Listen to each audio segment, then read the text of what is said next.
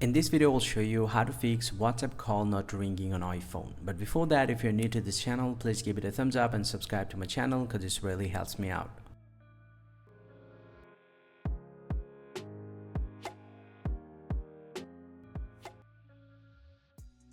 But not fix a problem, simply go and open up the settings app from your iPhone. And from the settings, you just need to scroll down and tap on notifications here. And from here, you just need to find out the WhatsApp application. So go ahead and tap on WhatsApp here and make sure to enable allow notifications. And also check mark lock screen, notification center and banners. And also you just need to enable sounds and badges and tap on the show preview. This is the most important one. And you just need to select the always.